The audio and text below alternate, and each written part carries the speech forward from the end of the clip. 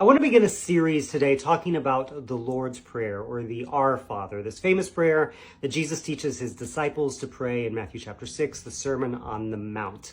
And my main thesis here is that this prayer has been defanged of its power, the way that it confronts any society that depends on a very small percentage of people holding all the wealth and capital, and a much larger percentage of people holding all the debt and poverty, which you may know of a society or two like that. To understand the Lord's Prayer, we got to go to the end of the prayer. Deliver us from evil. Now already, we've got a translation issue. Some translations you may see instead, deliver us from the evil one. And that is what the Greek says. It has the definite article, the, and then the Greek word poneros, the evil person or the evil one. And some people's imaginations, when they hear deliver us from the evil one, they go towards a supernatural figure like Satan, the devil. But that's not what it's talking about. And there's a couple of reasons we know why.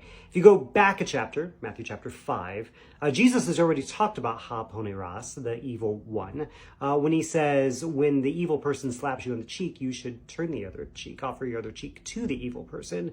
And I don't think anybody is imagining that like a supernatural devil figure is slapping people across the cheek, and that our response, Jesus teaches us to turn the other cheek to the devil. No, the evil one, ha poneros, is a known character in sort of the folk literature of the day. The evil one, the evil person, was the person who would drag you to court to collect debts. They're the strong man, the figure who goes into the village sent from the court magistrate or the local crown or king or whatever to pull you, the debtor, into court and sue the pants off of you, sometimes literally.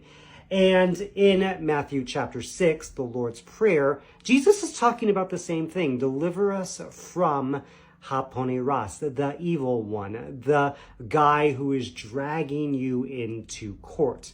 And we begin here to understand that the Lord's Prayer is a prayer by the poor, for the poor, and that the deliverance that Jesus is talking about is not merely some sort of supernatural deliverance out of earth into, some heaven in the sky somewhere, but a real deliverance. Deliver us from the strong man, the court police officer who is dragging the impoverished into court.